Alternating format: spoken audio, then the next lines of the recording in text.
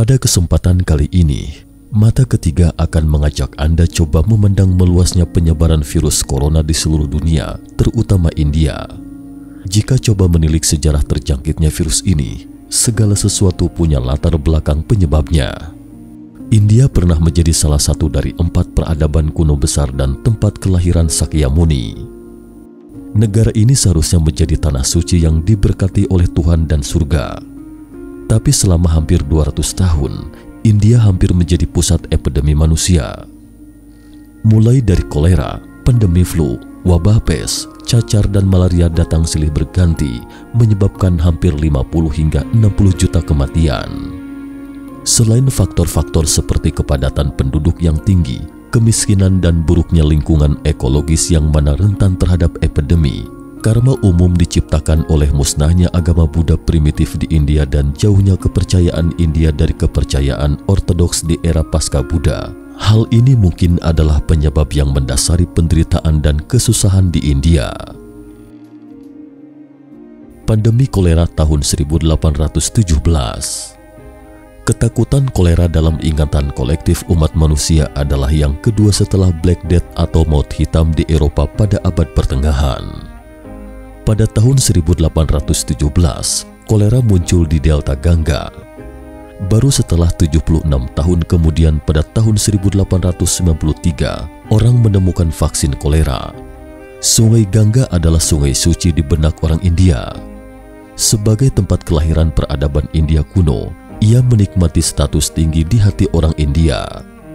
Umat Hindu percaya bahwa sungai Gangga terhubung ke sungai suci di surga, sehingga mereka membuang mayat dan abunya ke dalam sungai Gangga. Mereka berharap akan membawa orang-orang yang meninggal ke surga. Setiap tahun selama festival mandi, ratusan ribu umat Hindu akan mandi di air di pertemuan sungai Gangga dan Yamuna. Diyakini bahwa ini akan membawa keberuntungan. Peziarah menganggap minum air Gangga sebagai berkah dalam hidup. Mereka percaya bahwa jiwa dapat dimurnikan dan membumbung karena ini. Perilaku tidak terkendali dari orang-orang kepercayaan sebagian besar telah mencemari sumber air sungai Gangga. Justru air sungai Gangga menjadi tempat berkembang biak bagi Vibrio kolera. Sebagai penyakit endemik, kolera jauh hari telah ada di Delta Gangga India. Di sini dan Teluk Benggala dikenal sebagai kota kelahiran kolera manusia. Jadi bagaimana kolera pada tahun 1817 berkembang menjadi penyakit yang telah melanda dunia selama 100 tahun? Para peneliti telah menemukan bahwa suhu di Bengal bertahan di atas 26 derajat Celcius hingga 27 derajat Celcius sepanjang tahun. pH air sungai, garam, dan bahan organik yang terkandung dalam air cocok untuk kelangsungan hidup dan reproduksi Vibrio kolera. Di musim panas dan musim gugur dengan curah hujan yang melimpah, penyakit rentan berjangkit. Selain itu, kawasan Gangga juga merupakan kawasan terkonsentrasinya festival ziarah bagi umat Hindu. Misalnya di Uttar Pradesh, ada 400 tempat festival dan ada sekitar 12 juta peziarah setiap tahun. 116 bazar di wilayah timur dapat menarik 287.000 peziarah. Pada tahun 1817, sungai Gangga di India adalah zona dengan curah hujan deras yang padat. Patogen mudah ditularkan melalui arus air, ditambah dengan kepadatan yang berlebihan dan seringnya arus peziarah. Hal ini mengakibatkan kolera di zona Benggala dalam 3 bulan menyebar ke seluruh India. Selanjutnya dengan cepat menyebar berkembang luas ke seluruh dunia. Kolera ini menyebabkan dalam 100 tahun terjadi 6 kali pandemi berkembang di seluruh dunia. Karena kurangnya konsep statistik pada saat itu, sulit untuk menghitung berapa banyak orang yang meninggal dunia karena kolera di India. Para ahli memperkirakan sekitar 15 hingga 38 juta orang India meninggal karena kolera. Dari tahun 1820 hingga 1824, kolera menyebar ke arah timur ke Bangkok, Manila, Pulau Jawa, kota-kota pesisir di Tiongkok Tenggara dan Jepang. Pada saat yang sama, tempat-tempat seperti pantai Mediterania dan Mauritius di Afrika Timur juga tidak luput dari penularan. Pada tahun 1826, kolera pecah lagi di Bangladesh. Kali ini pedang diarahkan ke Saint Petersburg, Rusia, menyebar ke barat. mendarat di Inggris pada tahun 1831, meruntuhkan Eropa dan kemudian pindah ke Amerika Utara dan Selatan. Epidemi juga muncul di banyak wilayah bagian Afrika. Kolera kemudian menghilang pada tahun 1837. Beberapa epidemi kolera terakhir adalah pada tahun 1846 hingga 1860, 1863 hingga 1875, 1881 hingga 1856, 1899 hingga 1923, 1961 hingga 1975. Di India, pada lokasi festival yang padat penduduk dan jalur pejalan kaki para peziarah, wilayah ini memberikan peluang penting bagi epidemi kolera. 4 kota Allahabad, Hadpa, Nasik, dan Ujjain di India silih berganti mengadakan festival keagamaan terbesar di dunia setiap 3 tahun sekali, yaitu Festival Kumbh Mela. Setiap festival berlangsung selama 4 bulan. Festival besar Kumbh Mela di Hardwar pada bulan April 1867. Ketika itu jumlah orang mencapai 3 juta orang. Selama festival, kolera menyebar ke India Utara sepanjang rute ziarah. Pada tahun 1867, sekitar 250.000 orang terinfeksi kolera di India dengan tingkat kematian mencapai 50%.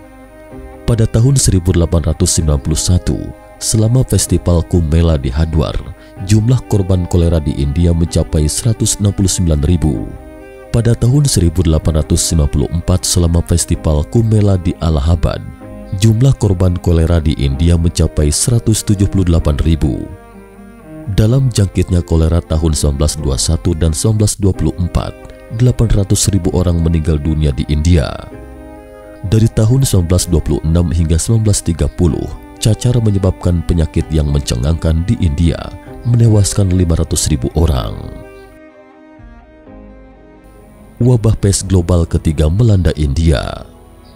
Pada tahun 1855, epidemi pes yang parah meledak di Yunan. Setelah itu dengan cepat menyebar ke Guizhou, Guangzhou, Hong Kong, Fuzhou, Xiamen, dan tempat-tempat lain. Lebih dari 100.000 orang meninggal di sana. Pada tahun 1900, penyakit ini kemudian menyebar ke San Francisco, Amerika Serikat.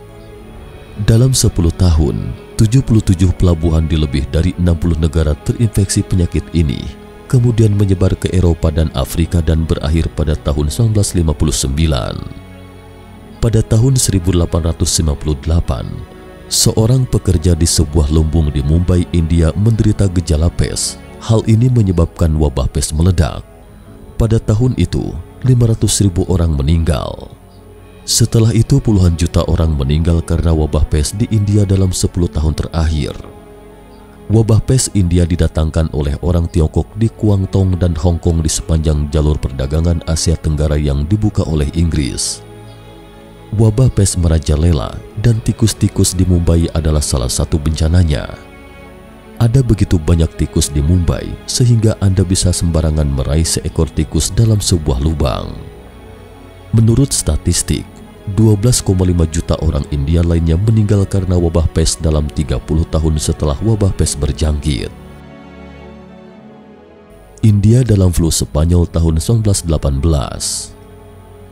Flu Spanyol pada tahun 1918 adalah pandemi global terbaru dalam ingatan orang-orang di dunia.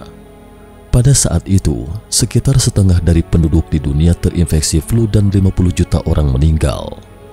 Pada tanggal 29 Mei 1918, sebuah kapal pengangkut tiba di Mumbai, India. Segera kasus paling awal di Mumbai muncul di kapal, yang akhirnya menyebabkan 7 juta kematian di Mumbai.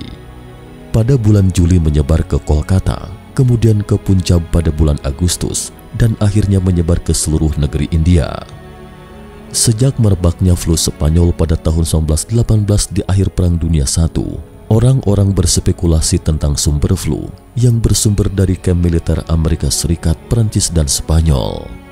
Namun demikian, sebagian besar penelitian di Eropa dan Amerika Serikat hanya mengambil negara-negara Eropa dan Amerika sebagai sampel dan objek penelitian, sehingga kawasan Eropa dan Amerika menjadi pusat perhatian.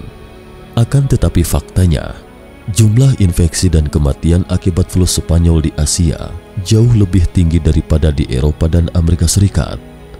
Yang meninggal di Amerika dan Eropa kurang dari 4 juta orang, sementara 26 juta hingga 36 juta orang meninggal di Asia, di mana sekitar 18 juta orang meninggal karena flu Spanyol India.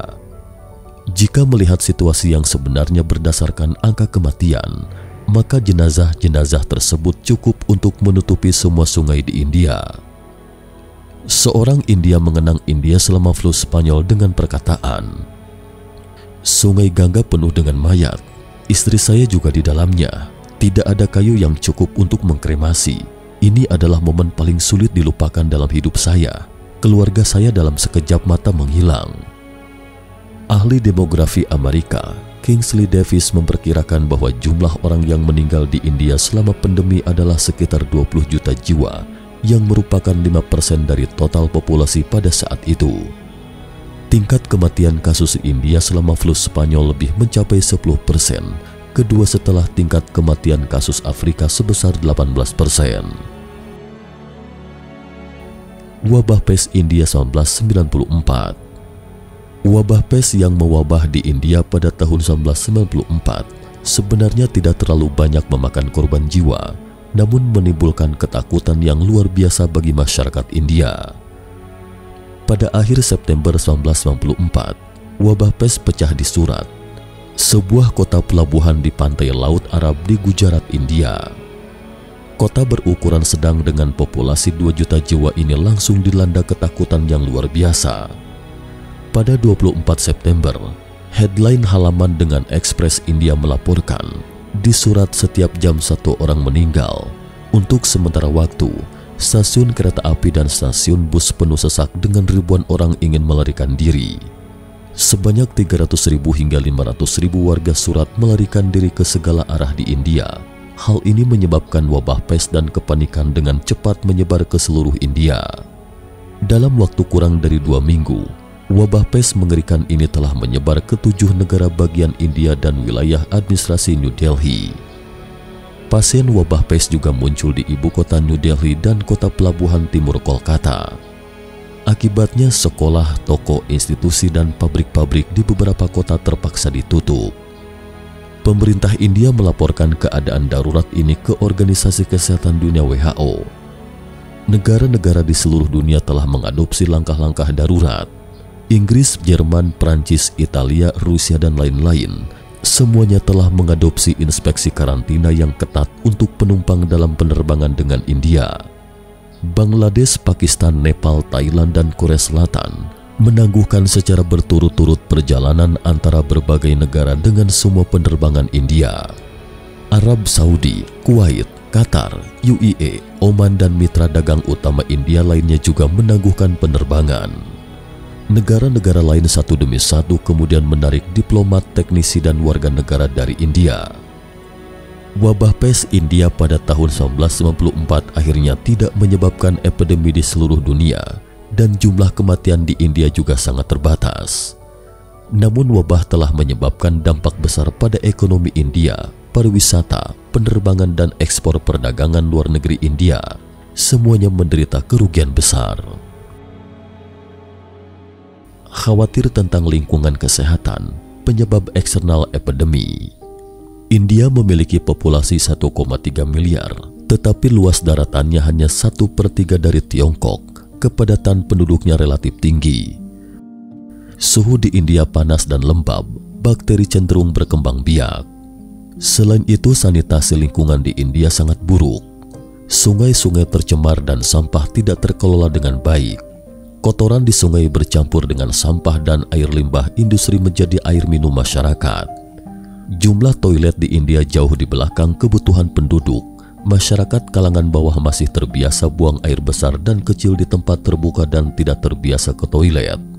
Selain itu, sistem pembuangan toilet tidak ilmiah dan tidak masuk akal. Ragam sembahyang rohani di India. India adalah negara yang sangat dipengaruhi oleh agama dan pernah menjadi tempat kelahiran agama Buddha. Namun demikian, di zaman modern, hanya sedikit orang yang percaya pada agama Buddha di India. Saat ini kepercayaan orang India beragam. 80% orang India percaya pada Hindu, 9,8% orang percaya pada Islam, 2,3% orang percaya pada Kristen, dan percaya pada agama Buddha hanya 0,74%. Selain itu masih ada Sikhisme, Jainisme, Zoroastrianisme, dan lain-lain. Semua kepercayaan ortodoks memiliki asal sejarah yang mendalam dan proses pewarisan tujuan utamanya adalah untuk mengajar orang untuk menjadi baik, menekankan prinsip pembalasan baik dan jahat, dan mengajarkan orang-orang melakukan perbuatan baik dan mendengarkan ajaran Tuhan dan akan pergi ke dunia surgawi Tuhan di masa depan. Semakin teguh hati seorang mukmin, semakin kondusif bagi peningkatan standar moral batin orang yang beriman, dan semakin besar dampak positifnya bagi masyarakat.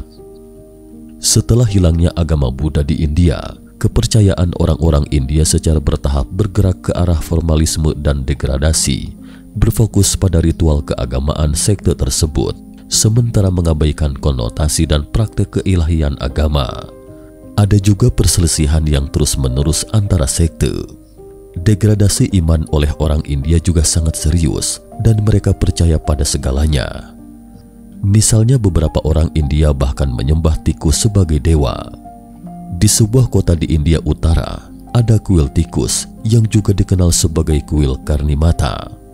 Selama 600 tahun, ratusan bahkan ribuan orang yang percaya datang untuk beribadah di kuil itu setiap hari.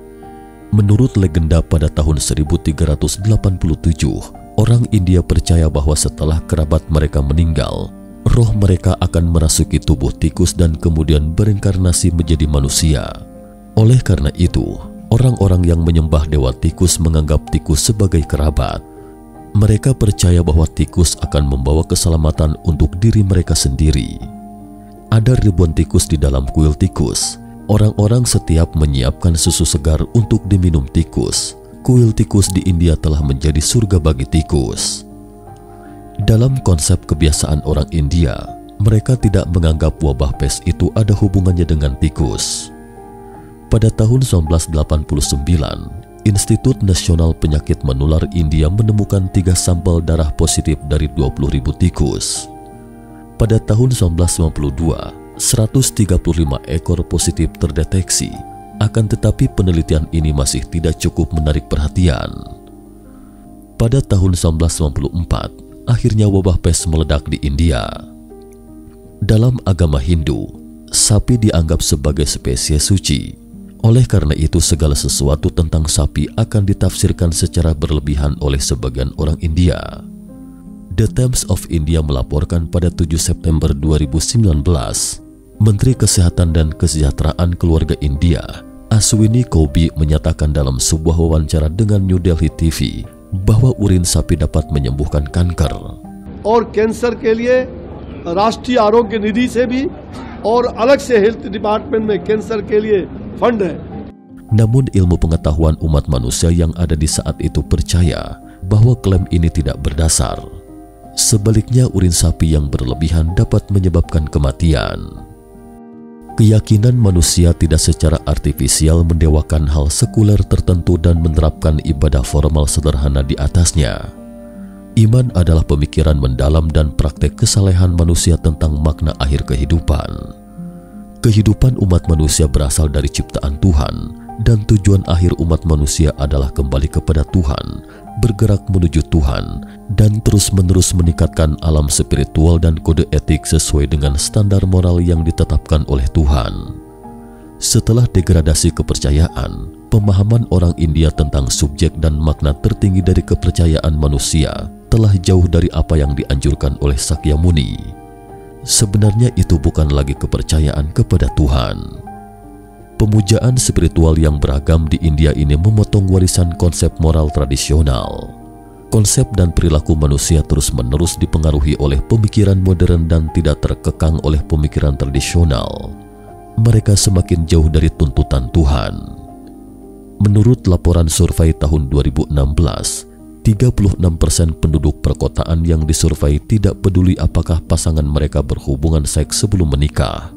Bahkan survei tersebut juga menunjukkan bahwa 28,3% wanita perkotaan yang belum menikah di survei di India sudah tidak perawan. Di sisi lain, pemerintah India cukup terbuka terhadap homoseksualitas.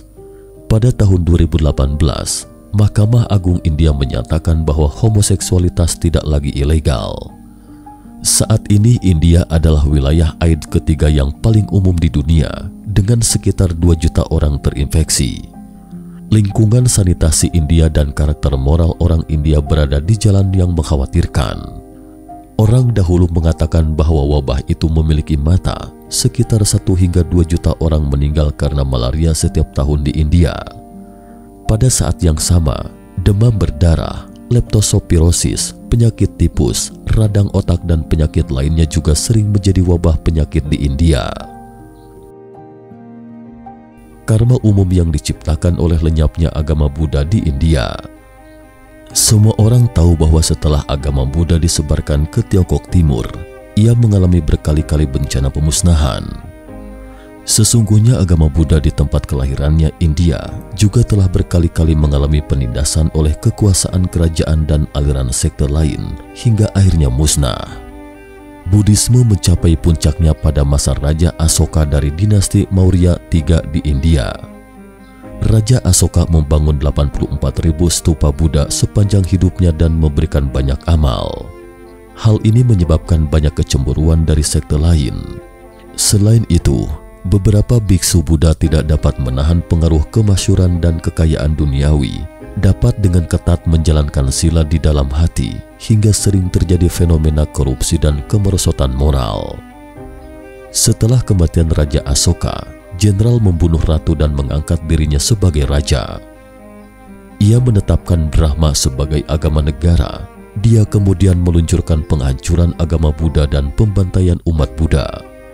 Lebih dari 800 biara dihancurkan, para biksu dibunuh secara massal, darah mengalir ibarat sungai, dan penganut Buddha di rumah juga dipenjara dan dicambuk. 2 raja pertama dari dinasti Kusan dan Raja Kaniska pernah melindungi agama Buddha dan menekan Brahmanisme, hingga menimbulkan pertentangan dari Brahmanisme. Umat Buddha terus mengalami penindasan, sampai masa pemerintahan Raja Konanda III penindasan terhadap umat Buddha baru berhenti. Pada masa dinasti Gupta, Brahmanisme berangsur-angsur berkembang menjadi Hinduisme di India. Pada masa ini, Buddhisme Theravada berangsur-angsur menjadi akademis dan pengikutnya sangat terbatas. Pada saat itu, Raja bangsa Hun dari India Utara Mihirakula sangat memusuhi agama Buddha. Karena pengaruh kekuasaannya, umat Buddha ditindas secara brutal dan mengalami kemerosotan. Selama dinasti Harsa, di India Timur Raja Sasanka mendirikan tempat-tempat di mana dia dengan kekuatan menyerbu barat. Buddhisme dihancurkan dan para biarawan ditindas. Raja Sasanka juga menemukan pohon Bodhi tempat Buddha tercerahkan dan kuil tempat Buddha mencapai nirvana. Ia membakar dan menghancurkannya. Para biksu dibantai. Setelah Raja Harsa mengalahkan Raja Sasanka, Raja Harsa juga berpindah agama dari Hindu ke Buddha. Hal ini membuat agama Buddha bisa berlanjut yang berlangsung selama 500 tahun di India Timur. Namun saat ini, ajaran Buddha berangsur-angsur menjadi pembicaraan yang sepele dan kosong. Banyak hal yang bercampur dengan agama Hindu menyatu dengan aliran luar dan melanggar prinsip kultivasi tunggal tidak mendua. Masyhurnya Buddhisme esoterik juga membuat banyak pengikut Buddhisme melepaskan diri dari Buddhisme. Pada abad ke-11, Raja Mahmud dari Afghanistan menyerbu India dan Islam pun masuk ke India. Umat Buddha sekali lagi mengalami bencana. Pada abad ke-12, esoterisme melarikan diri ke Nepal dan Tibet. Dengan itu Buddhisme pun lenyap di India. Runtuhnya agama Buddha di India adalah karena penindasan kebencian monarki dan faktor eksternal, kecemburuan sekte lain serta alasan internal lain. Ketika Sakyamuni masih hidup, dia tidak mengubah hukum Buddhisme menjadi ritual keagamaan. Di hadapannya semua makhluk hidup adalah setara dan berbelas kasih. Dia memegang aturan dan larangan yang ketat. Setelah Sakyamuni mencapai nirwana dengan berjalannya waktu, serta campur tangan kekuatan sekuler dan munculnya sekte-sekte lain membuat penganut agama Buddha secara bertahap mengabaikan konotasi ajaran Buddha ketika ia masih hidup. Mereka mendirikan banyak sekte, beberapa bahkan terintegrasi ke dalam ajaran Hindu, sehingga membuat agama Buddha secara bertahap masuk ke dalam akademis, metafisik, aristokrat, dan sekuler. Para biksu kemudian secara sewenang-wenang menjelaskan dharma yang diajarkan Sakyamuni ketika dia masih hidup. Dengan cara ini, Buddhisme secara bertahap masuk ke akhir dharma. Sesungguhnya jika dipandang dari perspektif kultivasi yang sungguh-sungguh, bencana agama tidak memiliki pengaruh terhadap Buddha dan dharma itu sendiri. Sang Buddha berinkarnasi dalam tubuh manusia dan menyampaikan dharma ke dunia dengan tujuan menyelamatkan semua makhluk. Fitnah, penindasan, penghinaan, dan penafsiran yang salah terhadap dharma oleh makhluk hidup, baik dari luar maupun dari dalam, akan menjadi karma yang diciptakan oleh makhluk hidup tersebut terhadap dharma. Lebih banyak orang yang terlibat, itu akan menjadi karma bersama yang diciptakan oleh semua makhluk hidup. Beberapa orang mungkin memiliki pertanyaan seperti ini. Bagaimanapun, India adalah tempat kelahiran Sang Buddha dan juga merupakan negara kepercayaan sampai sekarang. Mengapa bencana itu lebih parah? Kami percaya bahwa bencana, kelaparan, wabah penyakit, dan kekacauan dalam sejarah India semuanya terkait erat dengan karma umum yang disebutkan di atas. Hutang karma yang diciptakan oleh manusia perlu dilunasi dalam reinkarnasi, dan negara serta bangsa juga perlu membayarnya. Keyakinan orang India saat ini jauh dari kondisi dan persyaratan standar ketika Buddha mengajarkan dharma. Keyakinan yang sesungguhnya adalah semacam keteguhan dan berdedikasi, bukan mengikuti mode atau dengan cara formalitas, apalagi hewan tertentu dianggap sebagai dewa. Bagaimana hewan bisa menyelamatkan umat manusia? Semua jenis ibadah spiritual yang beraneka ragam bukanlah kepercayaan yang sesungguhnya. Itu hanya akan mengundang makhluk yang merasuk atau mendatangkan kekacauan dan kebingungan. Penderitaan India tidak terlepas dari karma dosa leluhur yang menghancurkan Buddha dan memusnahkan Buddha. Karma dosa ini sampai sekarang masih belum terbayar. Kini India telah menjadi sarang baru pandemi pneumonia corona pada tahun 2021. Dimulai pada tahun pertengahan bulan Maret, pandemi India mulai tidak terkendali, justru berlipat ganda atau bahkan 3 kali lipat. Wabah virus baru terus bermutasi, banyak sistem medis runtuh, menderita kekurangan tempat tidur dan persediaan medis. Orang-orang berlarian dan meratap, jumlah kematian meningkat tajam. Banyak kota termasuk ibu kota menambahkan krematorium terbuka di jalan, tetapi masih banyak jenazah yang mengantri. Virus bermutasi India kini telah menyebar ke puluhan negara di seluruh dunia. Pelajarannya, sejarah memberitahu kita bahwa naik atau turunnya berkah serta kemalangan dalam sejarah manusia, pada kenyataannya semuanya berkisar pada sekitar perlindungan dharma atau ajaran Tuhan dan pembantaian terhadap Sang Buddha atau penyebaran ajaran Tuhan. Sekian program kali ini, Mata Ketiga membawa Anda memandang dunia dari sisi lain. Terima kasih telah menonton. Nantikan program kami yang lebih menarik pada video-video berikutnya. Terima kasih atas like, subscribe, dan share-nya. Jika Anda memiliki pemikiran dan pendapat lain, silakan tinggalkan pesan di komentar.